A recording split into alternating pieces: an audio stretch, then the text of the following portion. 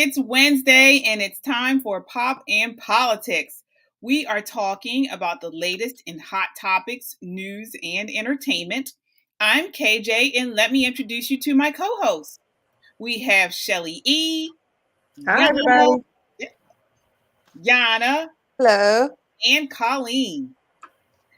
Join the conversation by leaving a comment on Facebook, YouTube, or Twitter. We will check the comments periodically throughout the show. And don't just comment, subscribe. Subscribe to our social media so you always know when we post new content. Check us out on our website at www.metroconservativemedia.com for up-to-date information. We are a necessary voice in news and entertainment. All right, ladies, let's set it off. Tonight we are talking, we actually had scheduled tonight Shekinah Hollingsworth. She was scheduled to come on and talk about the social media comments that she made last week regarding Russia and Ukraine, basically the Russia-Ukraine conflict, and log cabin Republican President Heath Barnes.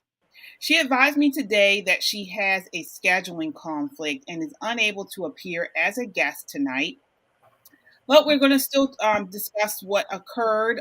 So I want to give you guys a little bit of background on what happened. So Shekinah is a Republican running in Hartford County, 34A district for Maryland House of Delegates. I had her on my 8:30 show that airs on Thursday nights a couple of weeks ago. And we discussed the Russia-Ukraine conflict. It was a great discussion. So if you can check it out on our YouTube page, it is still up there. However, in the weeks since, she has posted to her social media several posts that appear to be in support of Russia in the conflict. So I want you to take a look at this first post we have here, which is kind of what started off the firestorm. So she says here, let me see. Actually, it's the one where she says praying that Russia is provided. Do we have that one? Okay, yes. Okay, so this one she posted. She says praying that Russia is provided a swift victory so that Zelensky no longer uses his civilians as human meat shields. That's what kind of started off this. So, in response to that, Heath Barnes, he is the president of Log Cabin Republicans. He reposted her post, I believe. And in that, he said, basically, he made a comment stating, no comment needed. Do your research and see who she is endorsed by. Not all Republicans think like this. So basically, he took issue with her comment, and he reposted that. I think he reposted that, and on his page, and basically made that post. So in response, she posted it on her page. Shout out to professional log cabinite, and she tagged him for driving more traction to my epic campaign.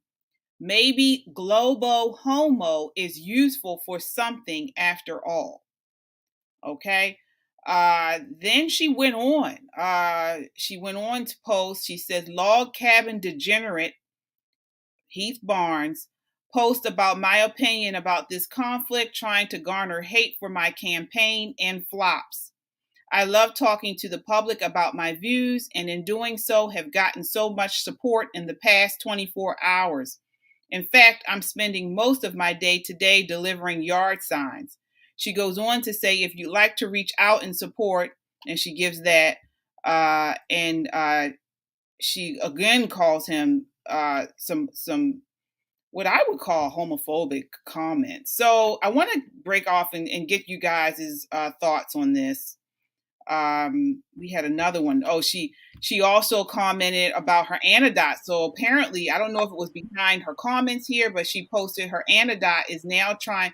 She says anodot is now trying to cancel me for no reason at all, working my butt off to keep the server afloat. And she says less than 24 hours have passed since Fudgegate, and they're already trying to come after my Anodot page. So again, this, I think it clearly is a homophobic comment, but I want to get your guys' thoughts. I want to start off with you, Shelly. What do you think about this whole thing? Well, I would have loved to have talked with Shekinah because I was going to ask her to, number one, explain what is a globo homo, what does Fudgegate mean, and why she has to use what I think are derogatory terms. I wouldn't necessarily call them homophobic.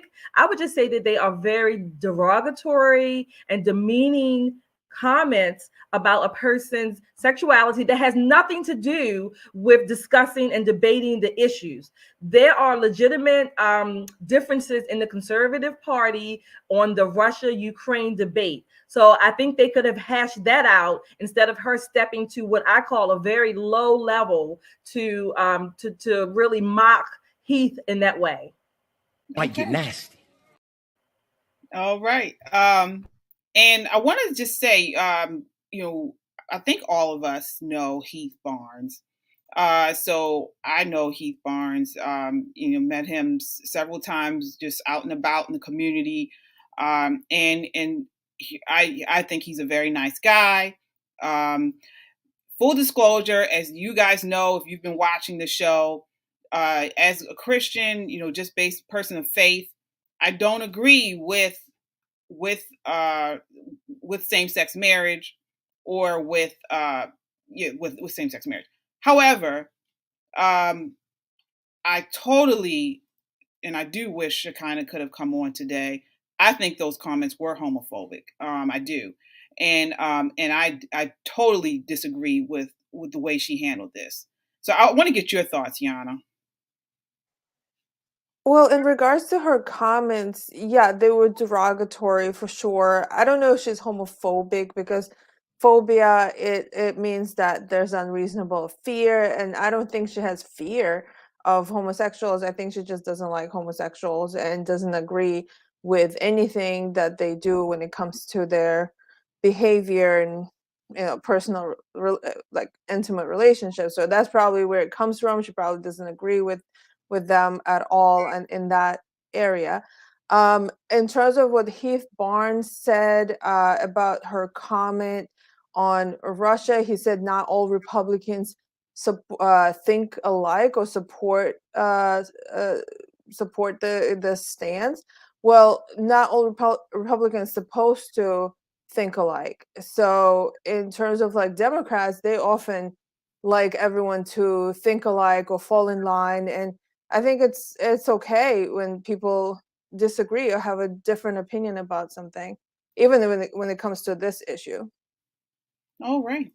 And just for a clarification, so homophobia is defined as dislike of or prejudice against gay people. And so the comments she made, yes, they were derogatory. Homo has been a homophobic term for I don't know how long, and she used it multiple times within another word. So I don't know if she's homophobic, but she certainly used homophobic language. I want to get your thoughts on this, Colleen. I mean, first, this is something we were kind of maybe in disagreement on. Do you believe those terms that she used were homophobic, or you think they were just derogatory? Well, I don't know. I guess I would say that they're. I mean, I don't know. I just think that they're really inappropriate for somebody to say, like, who's running for office. I don't know how to really classify them other than just like completely inappropriate. And I'm just disappointed. And I really wish she could have came on the show today. Okay. And what are your thoughts? Okay, so there. All right. And I want to talk about what Heath did say. So as far as the Russian conflict, Ukraine-Russian conflict. Now this is just one post that she's made in regards to Russia-Ukraine conflict. But she's made several posts throughout the weeks in praise of Russia. Again, she's saying, praying that Russia is provided a swift victory. So, I mean, is this something that, this has been kind of, I don't know if this has been debated amongst conservatives, but definitely the idea of America and the West staying out of the conflict. But is this something that you guys have seen where people are actually in support of Russia on the conservative side? What are your thoughts there? Well, I haven't seen many conservatives other than what I would call maybe fringe, if you will, like this America First group that wants Russia to actually win. What I have seen are some debates or disagreements about how involved America should be in helping to support Ukraine. And let me say this for my disclaimer, if you will. As far as Shekinah and I actually spoke together on a panel. So I've met her, and I know her somewhat, but I still think her comments are very distasteful, derogatory. Even though I really support her First Amendment right to say them, I don't have to agree with them. So let me get that off the table. As far as Russia and Ukraine are concerned, I am one to go on the record to say Russia was absolutely wrong to invade a sovereign country unprovoked. And I will debate that and disagree with that with any other conservative who wants to do that. Not a problem at all, but that's my stance. Russia is absolutely wrong. No, I don't want Russia to have a swift victory. All right. I want to go to some of the comments. So let's see here. We have. I can respond to Shelly. Sure. if Go I ahead. may. Go ahead, Yana. Yes. So in terms of have I heard from other Americans or other conservatives, not necessarily, maybe not in those kind of words, like they want Russia like to have victory. I mean, I don't know if I read those exact words, but there's definitely been a divide amongst conservatives, even in America, about what should be done about this conflict and whether Ukraine is like innocent in this whole conflict. Because I would disagree with Shelly that it was unprovoked, because actually there's been a lot of things that have been happening that from a Russian perspective it was provocation, in terms of Ukraine saying that they will join NATO when NATO has promised that they will not take in. It was in their plans, like it was in their like the what like kind of like was projected for the future of Ukraine. I want to stop Also, you right there, Yana. Can you respond to that, Shelly? Yes, I do. I would love to. First of all, Ukraine is a sovereign country. They have every right to determine their course for their country. If NATO was a part of their discussions or not, that is not for another country to come and invade them and provoke a war on that basis. They did not provoke any kind of fighting or any kind of war inside of the Russian border. Ukraine is its own country, and it has been since 1991. Vladimir Putin is a dictator. In my opinion, he's a megalomaniac, Zelensky is a dictator maniacal as dictator. well. They had multiple dictators. They did inside their country, and they have the right to work them out inside their country, just like we have the right to work out any corruption within our borders. They have been placing weapons on the border of Russia, and they were developing. That is their country, not in Russia, on the border of Russia, not in Russia, on the border, on Ukraine's border. They were also planning to take back Crimea from Russia, where people in Crimea within Ukraine's voted. Border. No, it's not. No, it's not. That's a territory. That's a territory in Ukraine that is pretty much run by Russia. They had nasty democratic elections in Crimea, because you know why? Because there has been a military coup that was organized by the West in Ukraine that has removed a democratically elected president. That's in Ukraine, Yana. They did not provoke Russia. Okay. Russia, and then Vladimir Putin wants to rebuild the Russian Empire. That's what he wants to do. They killed Russian citizens within their country. Russia has killed many people within their borders. Russia has killed many people within its borders. Russia has killed many people. Vladimir Putin has ordered the death of many people. Shelly, I was explaining from a Russian perspective. And I'm explaining from an American perspective. We're very... I can't. In America, we're very pro-nationalism, okay, and protecting No, our I'm pro. borders. I am. I'm pro the West. Why I'm is pro it the when West. another I country am wants to pro the protect West. our I'm borders? pro the West. I am. Shelly. Okay, Let that's Yana. fine. You can be pro-West. I'm not saying and I'm not saying you have to be like Shekinah and say that, glory to Russia. No, absolutely not. But in order to understand the world as a whole and how people think and how we can deal with other countries, because if we don't, we will lose, because another country will gain power and will also have so many supporters around the world, because now the world is listening to Russia, because Russia has been ignored for too long. Oh, please give me a grip. Russia has not been ignored. Russia has a permanent seat on the United Nations Council. He has a permanent seat. How much ignoring can that mean? What can that mean about being ignored? Well, why that is it doesn't that mean they've no. been saying He's a that the dictator. NATO He should has not keep also moving ordered to the their death. borders? He has They have also been ordered the death asking for it, killings of and people nobody within his has border listened and to people them. yes. Nobody has listened to them. And if they keep doing this to Russia, saying that keep poking Russia, that's what they've been doing. Of course, they're going to respond. Oh, so now Russia is this big country that killing needs all this protection? that are No, Russian, he's a bully. that are Russian people in Ukraine. If they keep killing them, what do you think is going to happen? He's a bully. He has killed people. He has ordered the death of people. Who? Russia has Vladimir Putin. Oh, Okay, now he's but the I'm Pope. talking about Is he sitting next to the Pope I'm now? talking about Ukraine and the Russian people being killed in Ukraine by Ukrainians. Why do you But think that's still Russia within their border. That's still within their border. I'm not saying that's right. I'm not saying that's right. That's still within their border. Let them work it out within their border. I'm not saying that's right, but so has Vladimir Putin. He is not and they sitting have at the tried next to hand work of the it Lord. out. They had a Minsk agreement. They have signed a Minsk agreement. Russia did as well. Yeah. But the killings have not stopped. Well, Vladimir Putin hasn't stopped either. This is before this current situation. And we have to also understand that we are talking about not only just this conflict, but our allies. Now you have Israel that borders Russia. Russia is in line with Iran and Afghanistan and China. And so as they become, as they begin to encroach on these other nations, we have to think about our allies and how that looks upon them. So this is very complicated, and there's a lot of moving parts here. There are no innocents.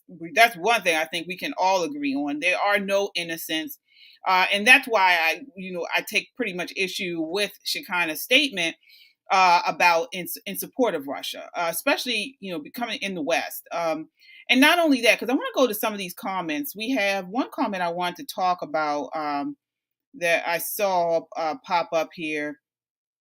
Let's see here. We have a lot of comments actually, but I thought someone said we were taking it. Oh, here we are. Okay, Andy Pierre says she might just be looking to make news and build herself a base among the anti-homosexual community. And so that's one thing I wanted to ask her tonight, because she does have a history of aligning herself with people, specifically Nick Fuentes. So Shekinah does, support the America First movement. We have Nick Fuentes, who is an American of First. He also is a big person in this America First movement, and he's made some controversial remarks as well. He's talked about, he's made some racial remarks, talking about Black people and basically saying Black people should have remained segregated. He's talked about Jewish people. He's made comments saying, Jewish, that he's denied the Holocaust occurred. And he's also made comments about gay people. He talked about veteran Rob Smith. He's an Iraq War veteran, really big person in the Republican Party, and he's talked about him and his sexual orientation. And so, along with this, Shekinah has supported Nick Fuentes. So all this is kind of becoming a pattern, and this is, why I kind of question the comments and lean more towards them being homophobic. What are your thoughts when you put all this together? I want to start with you, Colleen. You've been quiet on this. Yeah, I always want to hear what Yana has to say about Russia because, like, I mean, her opinion is going to be completely different than what I'm hearing on a day-to-day basis. And especially in the mainstream media, they are more likely to give you a Ukrainian's perspective than a Russian's perspective. So whenever Yana's talking about Russia, I always just want to listen. So because I have my opinions on the Russia and Ukraine conflict, um, but I do want to say I want to talk back on the comment that the delegate had made, um, and that she had I think that that was really stupid considering where she's running. First of all, I mean, Maryland is just such a purple state. I mean, and especially in the district she's running, and I really feel like it's, well, I don't know, Harford County. I guess it really is kind of purple in that area specifically. But I really think that she's really, who is she appealing to? You know what I mean? I think that That's comment a is. larger question. And this is something that has kind of plagued, the left push, keep always calling, the right racist and homophobic and things like that.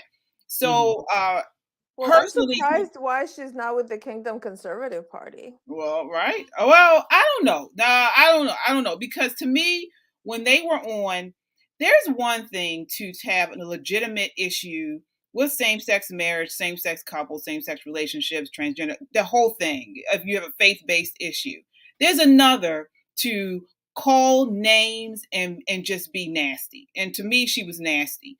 And so, as you mentioned earlier, Shelly, I am always open for debate, spirited debate on the issues, informed, knowledgeable debate. But when you start calling names, which he did not do, uh, that's where you take it another road. Now I can go there with you, but you won't like it. So I didn't like that. I didn't like that. I thought it was lowbrow, and I really thought it wasn't a good look for her because she's a very intelligent woman, and that wasn't a good look. I thought she could have had a better comeback than that, than call names. I think in general, this whole the situation with the Russia Ukraine, I think it's been very emotional for a lot of people, and I think that kind of showed in that exchange as well. I think she did definitely snap. She ain't snap, Yana. Snap where? She just used mean-spirited, nasty language. That ain't no snap. No, that's true. I mean, so we'll definitely, hopefully, like, the invitation is always open for her to appear on the show and definitely respond to the comments.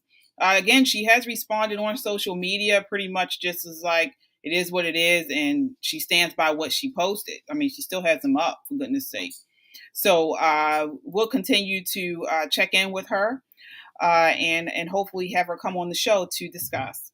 So, again, join the conversation by leaving a comment on Facebook, YouTube, or Twitter. We will check the comments periodically throughout the show. Don't just comment, subscribe. While you're watching this, please share this video on your news feed and definitely share our YouTube. Check us out on our website at www.metroconservativemedia.com for up-to-date information. All right, we are moving right along to our pop-off round. So this is where this is a pop-off. I basically need each of you to pop off on this trending topic and provide your reaction in 30 seconds or less. All right, ladies, let's go. So we are starting off tonight with you, Yana. So Okay. wanted to when you Google why is there an employee shortage, it comes up this businesses call it a labor shortage, but it's complicated mix of different economic factors. Those include childcare, systemic racism, and multiple mismatches between workers and open jobs. So this is what happens in Google when you put in why is there an employee shortage. What are your thoughts on that? That's like saying, that's so weird. I had no idea that that was the case. So It sounds like a Marxist wrote that. And someone who always blames something else for the reasons that the problems that people are facing. And right now, everybody is just looking for workers. And it seems to me that people are not working because maybe their county or their city are still paying them for unemployment, or they're getting some sort of subsidies when it comes to like rent. And um, so it seems like it's still like from COVID that people have not gotten back to work, and maybe also the COVIDians also don't want to go back to work. So yeah, people don't want to work, and that's why there's a labor shortage. All right. Jeez! Jesus Christ. Moving right along to you, Colleen. So came across this on the website or the popular social media website called the Jasmine brand. So basically it says, I saw someone I went to college with post a gift registry for her PhD dissertation with a line about how we shouldn't just celebrate women for babies and weddings. And woo. So what do you think about this concept? Should we start gift registering people for PhDs and things like that? I can't. Yeah, I mean, sure. Hey, I mean, I never thought of that. I mean, yeah, why not? Sure, if you want to do. I mean, I think that gift registries are usually full of expensive gifts that most people can't normally afford. So I usually make them something anyway. So it's like, I'll just make them something, and they usually appreciate it a lot more anyways. I mean, whenever somebody gets a gift registry, I swear they think that all their friends can afford $200 gifts. Like, what is this? So nope. I mean, sure, go for it. All right, Shelly. I wanted to take you. I think we have a clip for this. Do we have the clip? Can you provide a definition for the word woman? Can I provide a definition? No, Yeah, I can't. you can't? Not in Okay. this context. Do you I'm not a believe the meaning biologist. Okay, so that was during the second day of her Supreme Court confirmation hearings, Tuesday. Judge Ketanji Brown was asked to define woman by Republican Senator Marsha Blackburn. She replied, I can't, as we saw, I'm not a biologist. And then she went on to Senator to say, in my work as a judge, what I do is I address disputes. If there's a dispute about a definition, people make arguments and I look at the law and decide. Jackson added, reiterating the methodical judicial approach she has historically applied. What are your thoughts on her response there? Well, Are you done? with all due respect to Judge KBJ, I think that was a bunch of crock, okay, that she couldn't define woman. I don't care what context it's in. She is a credentialed attorney, a judge, and you can't define what a woman is, what it means. I'm not a biologist either, and I don't know if you all are either, but we can certainly determine and define what a woman is. Let me tell you what a woman is. A woman is someone who is born with an XX chromosome, right? She has a uterus, she has ovaries, she has breasts, or what will become breasts as she matures. That's basically what a woman is, Judge KBJ. I think that's a bunch of crock. Now, that doesn't mean that she's not a qualified judge or can't be qualified for this judgeship. But her answer in that context was a bunch of crock. And what she was trying to do, she was trying to toe the line so that she doesn't offend one side or the other. All right. So again, join the conversation by leaving a comment on Facebook, YouTube, or Twitter. We will check the comments periodically throughout the show. Check us out on our website at www.metroconservativemedia.com for up-to-date information. If you also want to send a pop-off question to our host, email me, KJ, at metroconservativemedia.com. All right, we are moving right along to our next topic. I want to go to a comment that was just put in here from, let's see here, Tatiana. She says Sodom and Gomorrah, the two legendary biblical cities, were destroyed by God, not for their wickedness and morality. More or less, the whole world has been wicked and immoral. Sodom and Gomorrah were destroyed because immorality was justified by law as a norm. So that's powerful there. And that leads us right into our next topic. So we are talking about Dave Rubin, prominent conservative political commentator and talk show host Dave Rubin, who is openly homosexual and married to a man, generated controversy this week when he announced on Twitter that he and his husband were getting two babies via surrogacy. The news was met with enthusiastic congratulations by many well-known conservative personalities.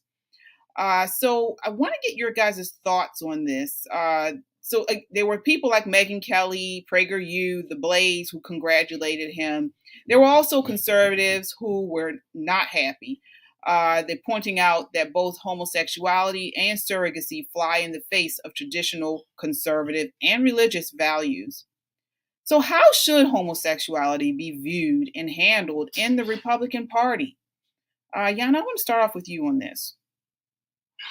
Well, I don't know how it should be viewed in the Republican Party. I mean, everyone has a right to decide how they think about it, what they think about it. I think that Dave and his partner, they are contributing to the collapse of the society. I think that he, as a conservative, well, he became a conservative at some point, but I thought that he would understand that a child needs a father and a mother. And I understand that there are families where one parent is not available for whatever reason, but to deliberately create a child knowing that that child will not have that side of their family, meaning their mother and the whole side of the mother's family, so there's no grandparents on that side or any of that, that's deliberately removing that part of the family from the child forever. All right. I want to go to you, Shelly. What are your thoughts? How should this be handled on the right or the Republican Party? Well, in general, I would say on the Republican side, I think we collectively need to view people who are homosexual. They're individuals, they're people, they can have that right. What I have a problem with, like Yana was saying, is that they have two babies that they have created by surrogacy with no mother. That's number one. Number two, they are being congratulated for this. That definitely goes against a conservative value. And they are congratulated by people or groups, organizations that I support, and I still like them and will use them for their resources and information, like PragerU and The Blaze. I support these people and these organizations, but I find it obnoxious that they would congratulate and publicly do so. Look, I don't even congratulate people who have out of wedlock births. So I don't know why I would and this is one of the things with Republicans I think we do. This is why I think there's some controversy or backlash, because even in conservatism, we will congratulate, or some of us will congratulate people who have out of wedlock births. We give them baby showers. Hell, we have baby showers in the churches. They're not married. So there is some hypocrisy, if we want to use that word. So I don't congratulate it either way. That's my position. All right. What about you, Colleen? And you're new to conservatism in the Republican Party. How should the Republicans and conservatives view or handle homosexuality?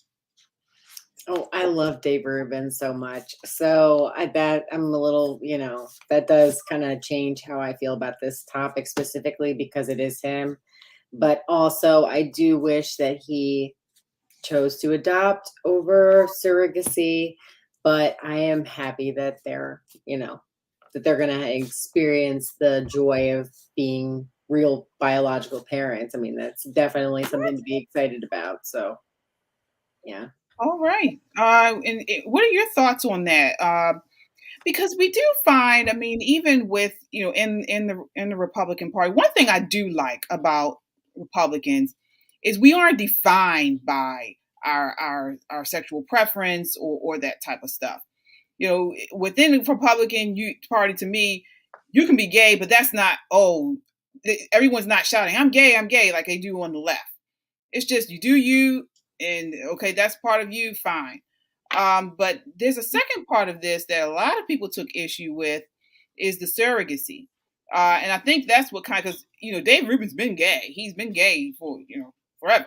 But the surrogacy part is where a lot of people took issue. Yeah. And, so I wanted to ask you, Shelly, are you happy like Colleen that they're happy? Well, first of all, I'm not happy like Colleen. I'm not. I don't understand what Colleen meant by that she's happy. Because let me say this, because first Colleen said that she wished they had adopted, but then she's happy that they're experiencing the biological. And again, two things can be happy at the same time. I just didn't understand that. But she's happy that they're having a biological baby. Well, that just didn't jive with me. Fine. But I'm not happy about. I can't. The surrogacy is a legal process. That's number one. Number two, I would push back to say, with conservatives in particular, are we this vocal or upset when a heterosexual couple does it? See, I'm just want to be consistent. I just want to be consistent, not just because they're homosexual and they are producing surrogate babies, but I just want to be consistent, because if we're going to face the backlash for being conservatives, then we need to also acknowledge that sometimes we do have some disjointed ways we show it. I want to talk to you guys about something there, because when you think about what we're going through now, with they trying to open it up to the schools, with young kids, elementary school, talking about sex just in general, but specifically we've seen they've been trying to introduce same-sex situations to young kids, and some people can argue that this is the automatic continuation of normalizing this type of lifestyle. Because if you have someone like Dave Rubin and his husband, so you don't think that they're living a same-sex lifestyle, they're having kids, those kids are going to school. Isn't it sort of automatic that this is going to become part of the curriculum or start to be introduced in schools? Because do you understand what I'm saying, or where I'm getting at there, Yana? Well, no, I don't think it should be taught in school, even if we do have such couples. I mean, we can't really prevent people from doing what they're doing privately, and then it's between them and if they have children, they will have to explain to their children what is going on and why their family is that way. It's not the job of a teacher to explain that. And the problem is also that it's not just normalization, it's almost like promotion. That's what it seems like to me, because like when I went to visit a local school here in the area, they have gay flags in the school. So and this whole concept of, oh, it's pride, like come on, like it's pushing on the kids, it's teaching them that this is a good thing, it's not just something that happens. And the thing is that things that happen, and we just have to accept that they happen. It doesn't mean we have to push it on the kids to like love that. But isn't that the natural progression? When you normalize this, for instance, surrogacy, and this is their family. Yeah, I don't agree with surrogacy. Right, they're attending school and things like that, 2 dads, 2 moms, things like that. Isn't this the normal progression next to actually include it in schools? Well, I mean, so I think this is where, homosexuality and like the conservative movement can kind of see eye to eye, that I think that many like log cabin Republicans may agree that there shouldn't even be a pride flag. Like, that it shouldn't be a thing, because, it's not something that you should be necessarily proud of, but it is something that does bring that camaraderie together, because up until recently, up until I'd say about when gay marriage was legalized, and then it really became more taboo to say anything about how you feel about anything LGBT related. I think that it's important, at least, that we can agree that it's not something that you should be proud of, that it's not something that is like, you know, that's not who you are. You know what I mean? That's not something that I'm going to be friends with you because of that, or I'm not going to be friends with you because of that. It's not like that's not important. So as long as we can agree on that, I mean, I don't see why it should be such an issue at all to be like to have log cabin Republicans to have LGBT in the Why is conservative. the log cabin Republicans? What is the purpose of them being a separate group of Republicans? Because there is a type of camaraderie. I mean, it really is. Identity politics really did ruin the Republican. I mean, do we have a group of Republicans who are into like BDSM or something? Mr. Houston, do you think for yourself? No. Did you hear my question? Well, no, I would not agree. I would not. I mean, isn't that kind of the same thing though? It's a sexual behavior that is different from the norm. And like we're having a group that people get together and they're like, "Oh, I do the same thing." Well, in the it's more bedroom. of a lifestyle, technically. I mean, because you can't even have children or anything if you're in a gay marriage or something like that. Well, yes, you can. You can have surrogacy, and one of them can also impregnate a woman, even and technically one, yeah, I can. Right, but I mean, it's a question. I always wondered that because before, I mean, when it all started off, it was, people were talking about the whole thing was, this is my private life. I should be able to do whatever I want to do in private. Well, it's not private anymore. Now it's out in the open for everybody. And so now you have this group, within, based off of their who they love or their sexual preference. I was wondering the same thing, kind of. What's the point of it? Yeah, well, okay. So to be fair, to your question, KJ, I don't think it's necessarily going to lead to being taught in schools. Like that's the natural progression. But I mean, it's already being taught in schools, God forbid. But what it is doing is it for the Republican Conservative Party is making us have these little splinter groups.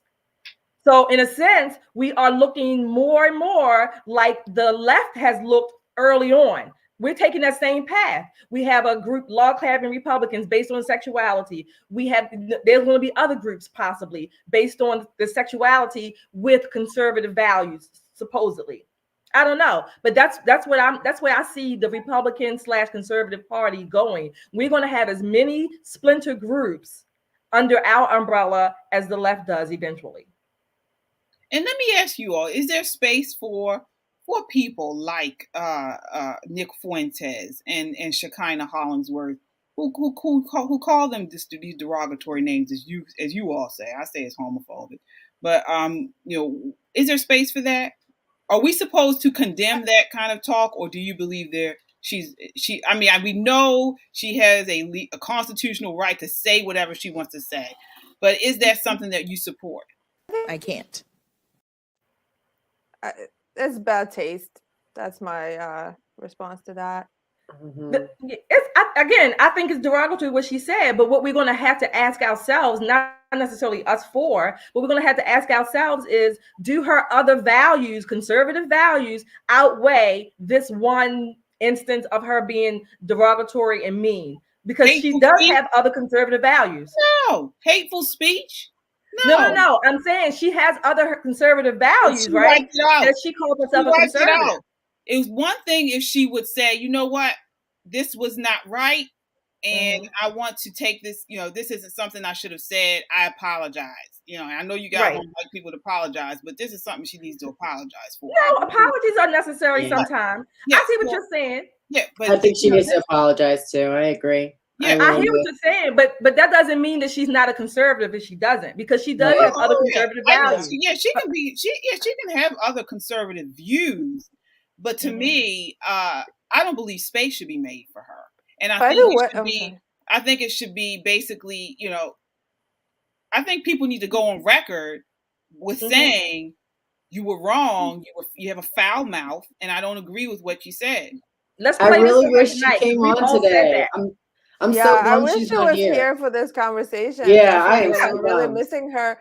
I actually have a question for Colleen. Colleen, if she knows this, I just came to my mind. If there's a log cabin Republicans, is it all gay men, or what about like women who are homosexual? Is there a space for them? Oh yeah, it's anybody. It's just any. Is it I just think it's all like LGBT. Yeah, LGBT. Yeah. Oh, so it's like all the like deviant. Mhm. Okay. Pretty much. Oh, Okay, I see. Yeah, I mean, I was just curious. I had no idea. For some reason, I thought it yeah. was just dudes. I mean, up Like they all get in the until log cabin together, like in the woods somewhere. Is that no. like why they called it that? it's Might a, get nasty. I think it's a background to it. I'm not really sure on that part. But yeah, I don't know as far as that is concerned. But yeah, so like we said, this Dave Rubin situation has kind of split the party a little bit, and it's been pretty a popular subject within the last week or so, and I'm sure will continue to be a subject to talk about because, as you mentioned, we have faith-based, a large faith-based community within the Republican Party who do take issue with this. I mean, some people I feel like are forgetting that Dave Rubin is really, if anything, is more of like a liberal in the truest sense of the word. He's not really a conservative. He's more of a free speech advocate. I mean, all of his friends have not all of his friends, but many of his conservative friends have voiced opinions about this and have still said, I love Dave, but this is how I feel about this situation. So that's another thing too, is like he's really not a conservative. I mean, maybe politically, like we share some of the same things on the conservative side, but really I think he's more of a liberal in a true sense of the word. You know what I mean? So that's why I'm not like, I can't really expect him to be in line with how I would live my life, because he's not even conservative. Right. And nor does he have to be. I mean, he is on a lot of conservative talk shows, and he's on the Blaze, which is conservative Republican. He's been on normalizing this, and Ben no, I Shapiro. don't like it. I don't like people like him normalizing this type of behavior. They used these surrogate women as incubators for their babies. They don't care about the biological ties when it comes to the mother, and it's really he's acting like this is a Marxist idea as well, that biological ties don't matter. That because actually surrogates, I think they signed something, not to ever have any connection with their biological children. So, and I think it's unethical to the surrogate and to the children and to society as a whole. I No. can't. I can't. How is it I agree with you on the ethics part. Well, how is it unethical to the surrogate? Because don't they do? I was going to say there's some ethical parameters or things that are talked about within surrogacy. However, I will say this, that the surrogate herself has to be, usually they have to have some psychological evaluation, but they also sign these legal agreements in their own right as functioning adults. So they make the choices too to sever their biological ties. Just because you make a choice by yourself, it doesn't mean it's not ethical, and it doesn't mean it's good for you. No, I'm not saying it's good for them, but they are aware, they are informed. It's called informed consent. Yeah, and that's the problem, is that it's normalized, this type of behavior. It's not like we don't have children available, for adoption, just like you guys were saying earlier. It's not like we're, have a population crisis that we need to use women as incubators. So I wouldn't say they're being used, because they are going into this with their full knowledge, and they are paid for it and whatever other legalities that means. But I do agree that there are probably some ethical challenges to it. Well, it's not used in the sense of taking advantage of, but they're being used. I mean, you're just using it's just like this behavior is considered normal, and it shouldn't be. I don't. That's just my opinion. I think it degrades the society more and more. And just because we have science to do certain things, it doesn't mean we have to use that science. I agree. Yeah, that's true. But again, like you mentioned, I mean, this is a continuing going against the family and traditional families, and going and starting this transhumanism. Because once you look at women as just incubators, as just almost like the Matrix, just people that push out babies. It doesn't have to be yours. It doesn't have to be connection with men. Then we move into transhumanism and this AI, because this is where we're just robots that just do things. And we just had a comment. Someone commented that surrogates get paid. Yeah, well, prostitutes get paid too. Doesn't mean that we want to endorse that behavior. Oh, I'm for people. I'm for people to do prostitutes if they want. So.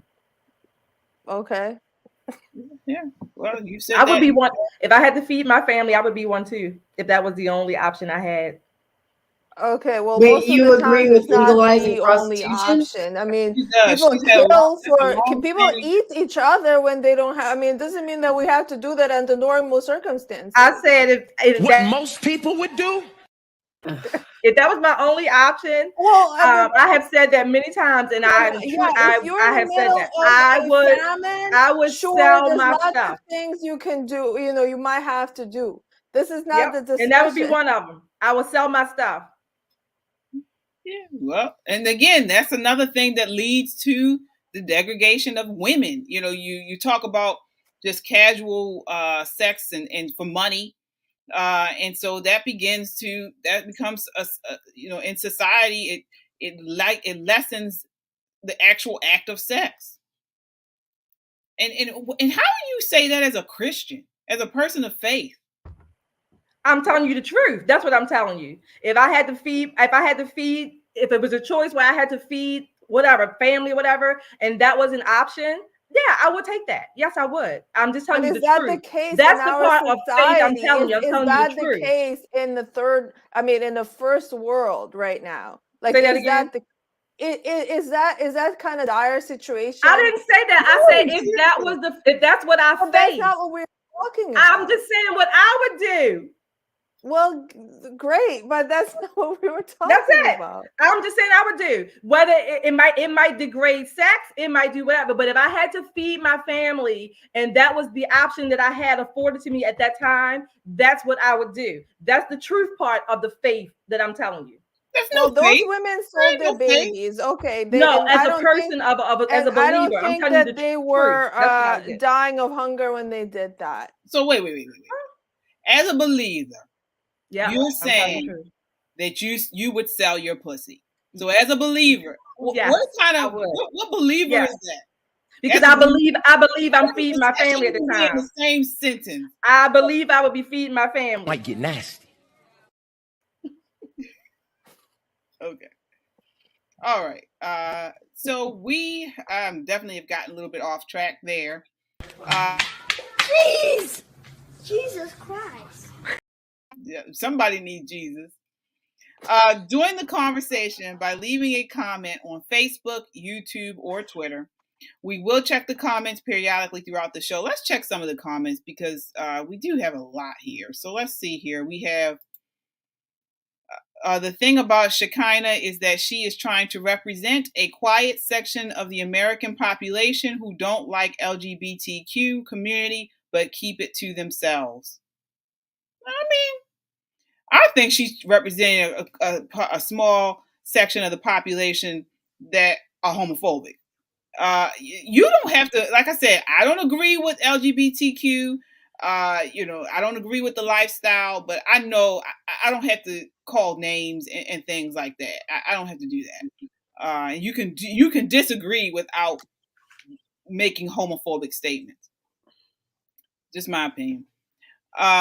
Let's see here. What's the point of the state of constitution? Okay. We have here Tatiana. It's almost like soft justified slavery to use a woman as a surrogate incubator. Yeah, that's true. I can see that. Are you done?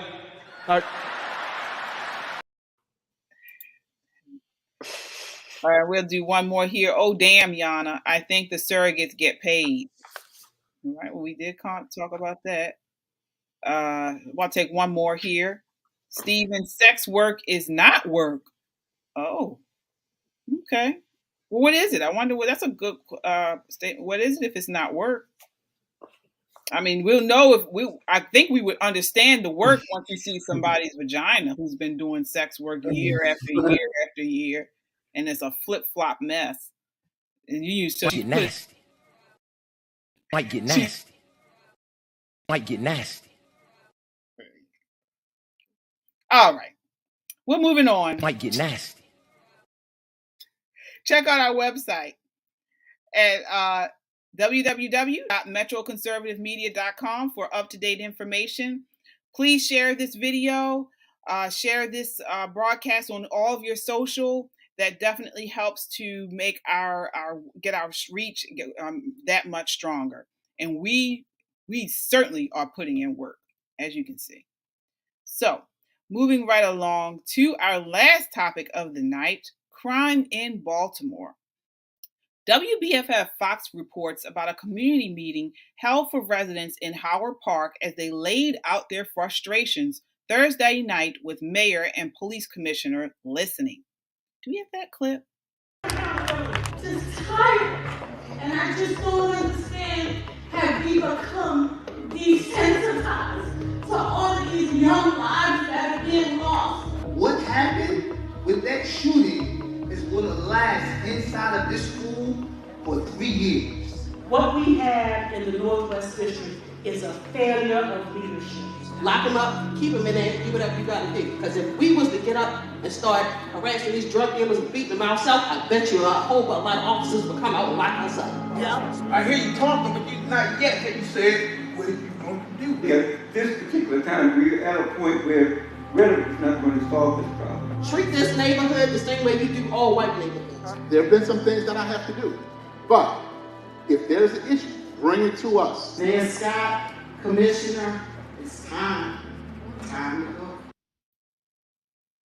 Ooh, time to go. Is it really time to go? Or do Baltimoreans or will Baltimoreans say that it's time to vote differently after all of this crime? Are people starting to wake up? Or, how bad does it have to get before people vote differently? I want to start with you, Shelly. Wow. Well, I hope that is a sign to come that more communities will take that approach, that like those community members over in Howard Park. But I say, let's go one step further. I think it's time to call in the National Guard for some backup and assistance. Okay.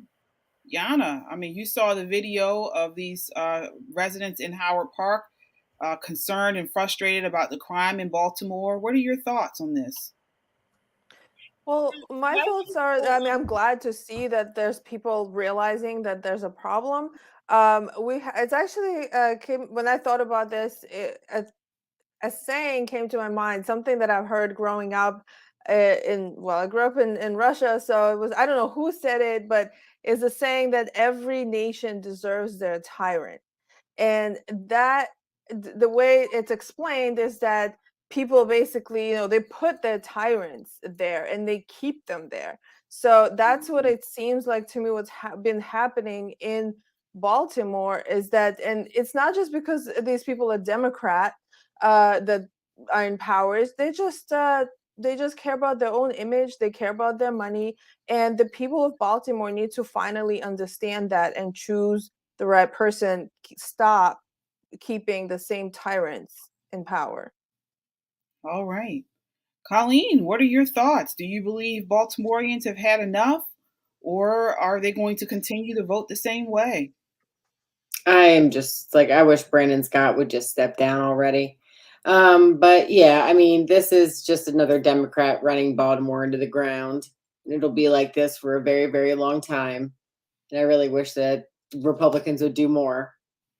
Yeah, I agree. I know I believe it was today, there was some notes from the police commissioner. So the police commissioner came out and basically was talking about the crime in Baltimore. and he said that basically this is something that has to stop. Something needs to change. And I was really shocked at his comments. Did you guys hear that? Hear what he said? Yeah, he's been coming on the radio, I think, I don't know, once or twice a month. And I heard him say that. He said that many times, that the culture needs to change, that the criminals are more brazen, and that they don't have any fear of consequences. That's true. But what they don't take, the commissioner or the mayor, they don't take the next step to look at themselves and see how their policies and Mosby's policies contribute to this. No, they're not committing the crimes. The criminals need to be held responsible and held accountable. But when a criminal is not, when criminals see themselves going through that revolving door, what are they going to say? They don't think, hell, I can get away with it, which is exactly what they're doing. Well, yeah, and one of the comments that you played there was someone said that we need to care about these neighborhoods just like a white neighborhood or something. Like someone said that. Well, also in the white neighborhood, I think people would complain if there's illegal activity going on the streets, and or somebody selling stolen goods off their car. That you see that in certain neighborhoods in Baltimore, and people don't really, they don't care, they don't report it. In fact, right now, as Mosby has done, that these things are not even prosecuted. So, I mean, how are you going to create a neighborhood similar to, as they said, a white neighborhood, when the residents themselves don't really want to see the same kind of accountability? Can I just go off real quick? I am so tired of all the Republicans in Maryland that have any kind of money and don't even just, honestly, if they would just pitch, I'm going to fix Baltimore, I swear they'd win everything. If they could really just pay, if they had some money, put up a billboard right when you, the one right when you go into the city, rather than a freaking Ravens or Under Armour sign there. Why don't we have something? Are you tired of this yet? Vote Republican, have a few stats on there, go to this website.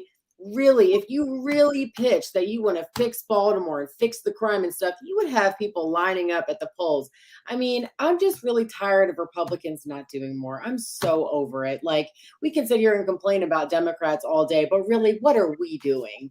What are we doing different? We're not spending the money there to campaign. We're not asking for anybody's votes down there. We're not doing nothing. I mean, honestly, and that's what kills me is I just wish that these awful elites that just run our country, it wouldn't, the money that the federal funding that Baltimore gets is amazing. If you just had somebody who wasn't a piece of crap go in there and be like, let's look at the paperwork here. Where's this money going? Where's this money going? And just fixed it. You could really just be a little superhero and barely do any work, because we already get so much money to Baltimore. I mean, really, anybody who wants to be a hero, Baltimore is waiting for you, But what most people would do? Look at Kim Klacik, though, Colleen. I mean, she pretty much did that. She made a viral video that reached millions, doing exactly what you said. She said, crime is up, carjackings are up, the city looks a mess. We need change.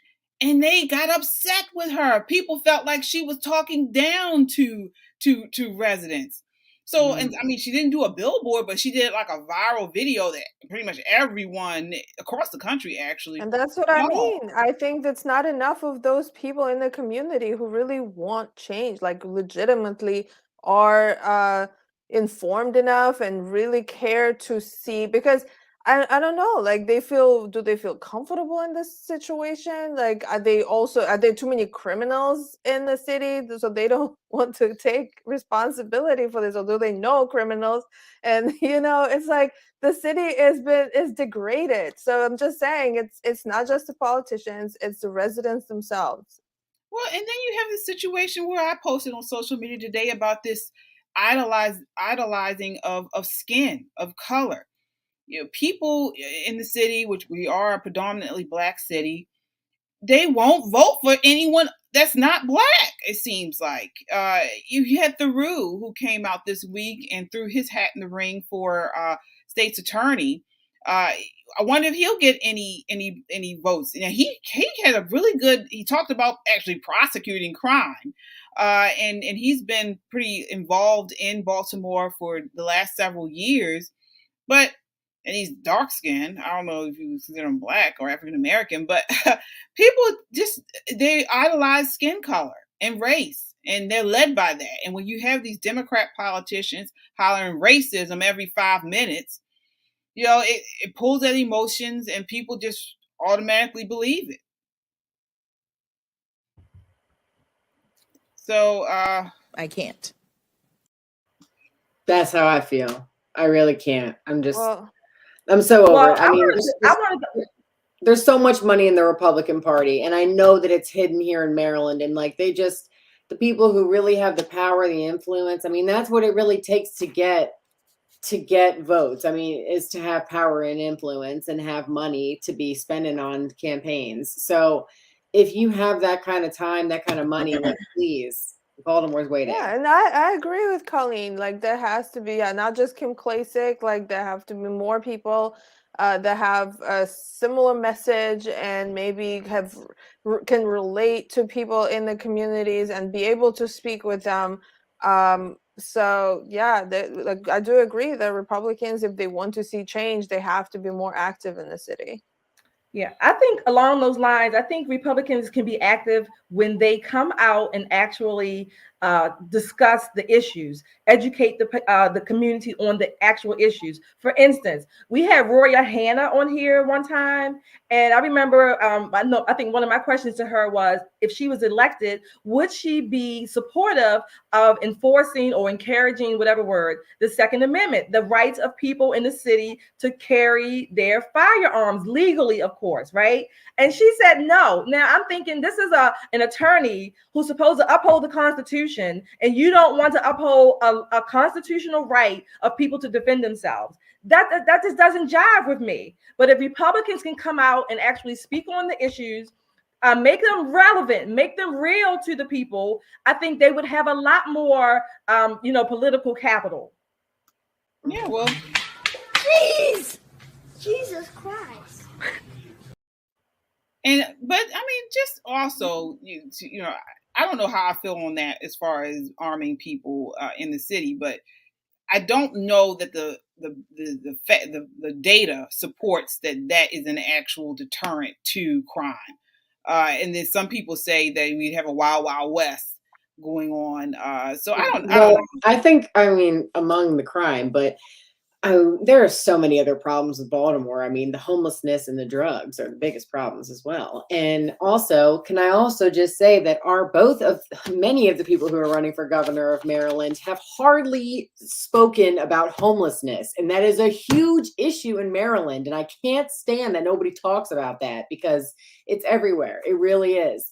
And it needs to be helped. It needs to be addressed. We have the funds for it. Figure it out. Like, there's no reason, like, I mean, other states who have figured out how to house people and give people resources who cannot just take housing, who actually have bigger problems. I really feel like mayors and gubernatorial candidates alike just ignore that problem. Homelessness. Well, the one thing is they need to uphold the laws. And there have been studies on that also. It's not about housing these people. Let me tell you, I know several homeless people. They don't want a house. They some of them like living on the street. They have a mental problem. Yeah, it's a mental health issue. Yeah, most of it's mental issue. Mm-hmm. And also, there are studies that show, especially what's going on in Seattle, in California, these areas that have been overrun by homeless, it's because they are not enforcing the laws. If you create an area and you don't say you cannot sleep here, you cannot pee here, you cannot defecate here, they're going to continue to come. And that's why we have these. And it's not being prosecuted anymore in Baltimore. Just let it run amok. So yeah, and also education. Like, we've talked about it a lot, how education is non-existent almost for a lot of kids in Baltimore. And the adults that are producing these children, a lot of times in a broken home, And a lot of times they don't put any effort to help these children in their education. So what do you expect? You're producing ignorance generation after generation. If a person cannot read, how can they possibly vote for the right candidate? I mean, it goes back to do the people really want change? Well, and then also I feel like I forget that Larry Hogan's even a Republican sometimes, because I'll tell you what, if I was a Republican governor of Maryland and we had Brandon Scott as a mayor, I'd be the biggest thorn in his side. I'd be in the media all the time talking crap about him, about how he's running things over there. I would constantly talk crap about him to make him feel like he needs to get his act together.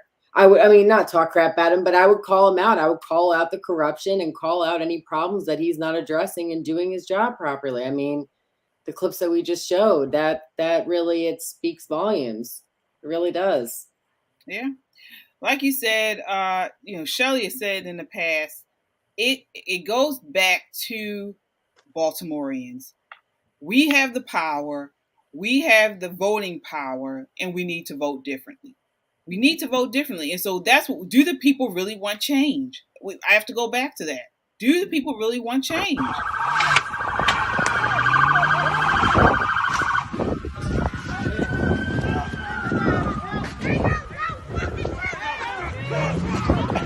All kids back up.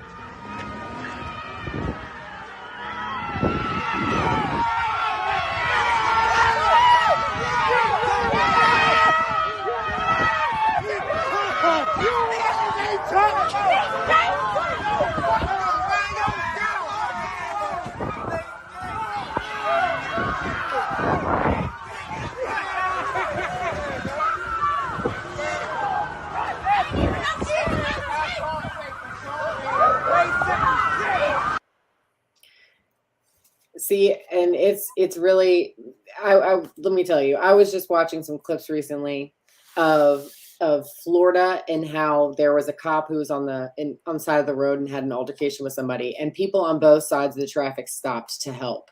So it's literally state by state, everywhere is going to be different. How they treat their cops, what the crime is like. Are people going to, crowd around and make it worse? Or are they going to step up and say, what the hell's going on here? Are they going to stop this guy in a Miami Walmart tried to rape somebody? People jumped in, because it's literally going to be state by state, large city by large city, what the culture is like. Will you help a cop, or will you keep driving?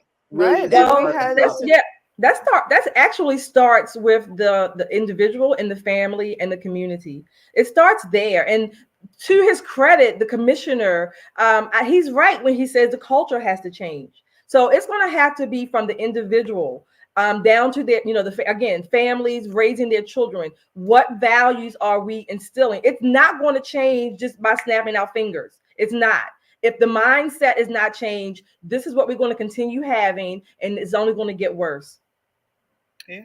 I mean, and I would spend so much money on programs for kids that actually worked, and actually get people who knew what they were talking about to help actually figure out what can we do to help kids do something in their spare time. You know what I mean? I just feel like Democrats will throw money at programs that they don't even really look enough into, and they don't actually work. Or you know what I mean? Doing. You heard he's putting together the money. I think he's spent $10 million. I think it was on a dirt bike. A dirt bike playground, or whatever you call it. So now the kids, instead of riding dirt bikes in the street, they have this area to ride dirt bikes. Like they're going to stop riding them in the street. The whole thrill of it is riding through the streets, in and out of cars, that type of thing. And nobody can afford cars now, so everybody's going to want a damn dirt bike. I mean, my goodness. The thing is that we have had program after program after program. We've had programs ad nauseum, over decades. This is not, generations ago, people knew how to raise and rear their children, okay? It started with having fathers in the homes. It started with having people married. It started with training your children. You know, if you have an adult, a police officer, someone of authority, they may be wrong, but you don't come off disrespectfully to them. You certainly don't go and try to attack or whatever officers. These were the kind of things that were taught and kind of built into the community fabric. We don't have that anymore. Throwing money at it has gotten us nowhere. Mm-hmm. Yeah. What most people would do? Yeah. Well, hopefully most people this election, we have an election coming up in Baltimore City, right in June of this year for the state's attorney. So we hope and pray that people will vote the correct way and vote for change. Vote for change because we desperately need it in Baltimore City. We do. You know what, KJ? People ask me a lot, and then you get riled up and whatever. And I say, yeah, I do. You should too. And let me tell you why.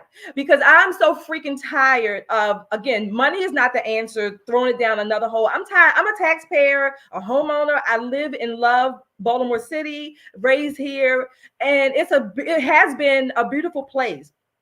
The childhood, I grew up in a time where children could play outside until, the street lights came on, right? And we could go roller skating and do this, but somebody in that community always knew where we were, whether, it didn't have to be related to us. There was a sense of protection of children. There was a sense of helping your neighbor out. I'm sick of my damn tax dollars going down the drain. I work too hard for my money.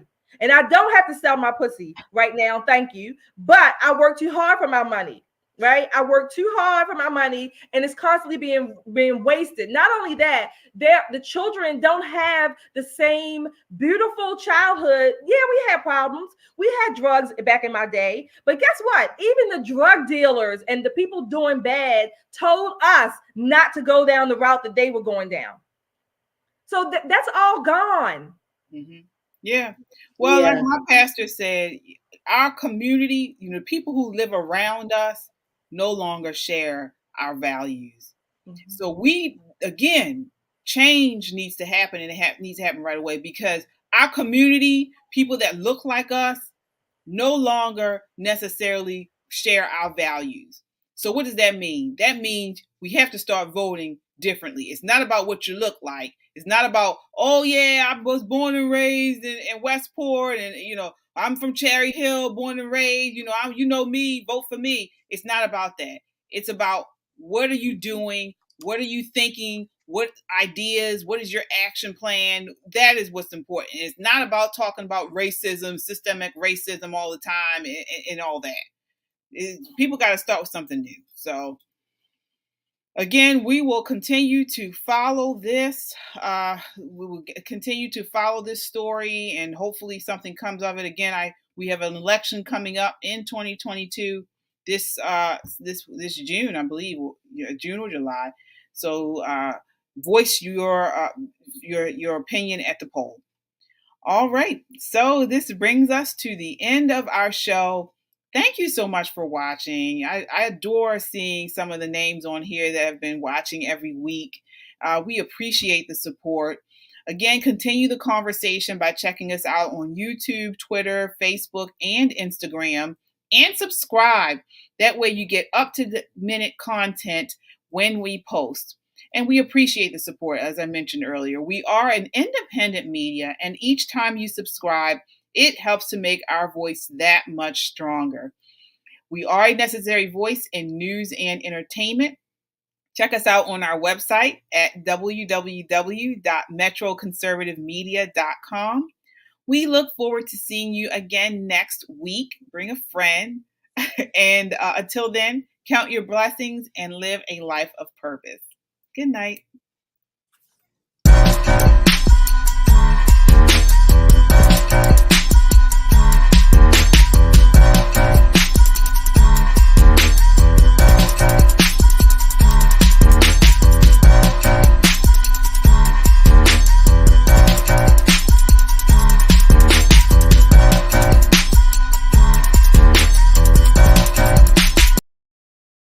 I can't.